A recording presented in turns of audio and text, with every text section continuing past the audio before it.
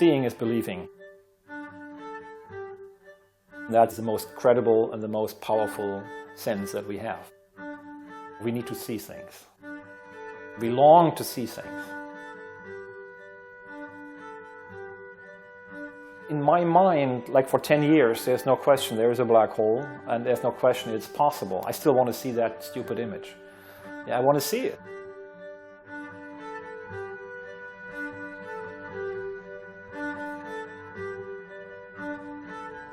The Event Horizon Telescope is a new instrument that a global team is assembling that will have the magnifying power sufficient to resolve the region immediately around a black hole. We want to image an event horizon, take the first picture of a black hole. It's very difficult to do that. A black hole is very elusive. It's very small.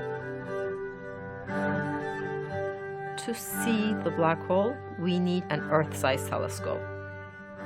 We can't do that, but the next best thing we can do is set up telescopes around the Earth that can talk to each other, that can record data in tandem, and time tag it so well exactly when each waveform arrived at each telescope.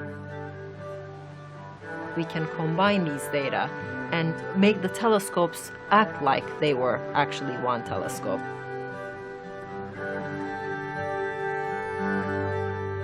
So the Event Horizon Telescope is right now an array of 9 dishes across the globe, from the South Pole to the Arizona desert to Hawaii to Chile,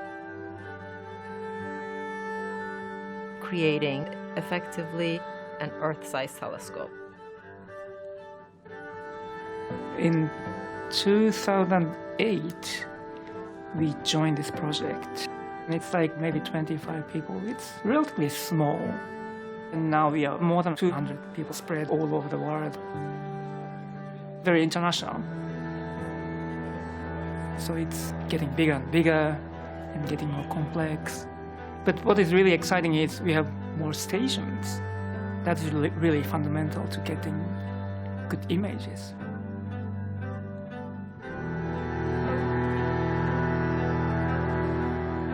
So over the past 9 years, what we've done is slowly build the array out.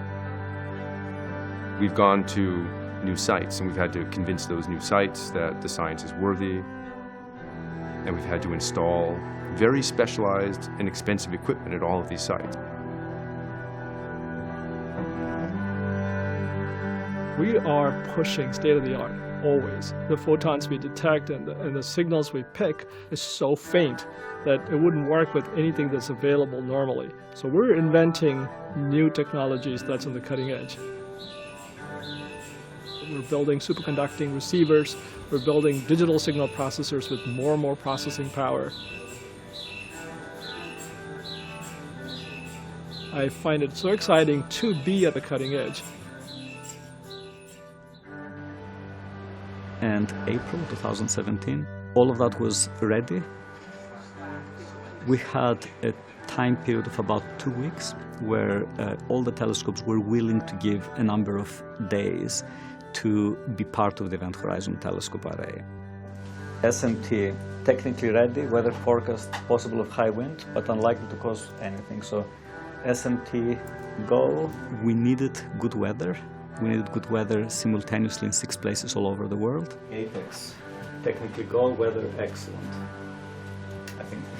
So go in that column. And we were very likely to actually have that good weather happen practically day after day after day, to the point that we were all exhausted. We have been so fortunate with weather. Every single telescope that we wanted to be on is on. Final scan on Sagittarius star begins. This is it. Oh yeah, this is it. The final scan of the 2017 observations. And then you really begin to feel the excitement. And you really feel that you're going to see something that is new and that nobody else has seen before. Shut, close the door. Okay, Are we ready? Wait, what is happening? Like, We're trying to make an image right now. Can we just like case things a little bit? Well, no, first of all. When we take a picture on our camera, right, you believe that picture is exactly reality, right? You actually saw that with your own eyes and you can see, oh, okay, that matches. When we take a picture of a black hole with the Event Horizon Telescope, we don't get to see that. We don't know if the picture we generate is actually what the black hole looks like. And so we have to really think about this problem in a lot of different ways so that we're really confident when we get that picture. The end goal is to have this snapshot of reality, how a black hole really looks. You could imagine if you were holding a flashlight behind a black hole, that some of the photons would be far enough away they'd just come to you. Some of them would be close to the horizon and they get bent inward, but they would still make it to you. And some of them would be too close and they'd fall into the black hole. And so the shadow of the black hole is this region where the photons behind it are getting trapped. And so it's a circular area of diminished brightness and this bright ring around it. I think it's rare in research to have such a concrete prediction for something that no one's ever seen.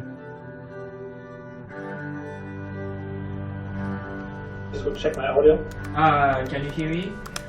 Yeah, I can hear you. Hi Monica, can you hear us? Okay, so I just want to start the first telecom, which actually showing the first images of M87. I think the images are broadly consistent. There is a shadow-like feature. Wow, it worked. I mean, it definitely worked. It was surprisingly emotional. You know it from a mathematical point of view, and we've been looking at pictures quite similar to that from our own models. But when you look at it and you have to tell yourself that it's actually data, that you're not seeing a simulation, but you're really looking at a black hole, I found myself just with my cell phone staring at it for hours. So we see this ring. It's phenomenal. It's the result of my lifetime. We've seen the shadow of a black hole. But this story is just beginning. We've opened a window onto the event horizon that we never had before. We don't know how this book is going to end. All we know is that the first chapter has us hooked. And that's enough.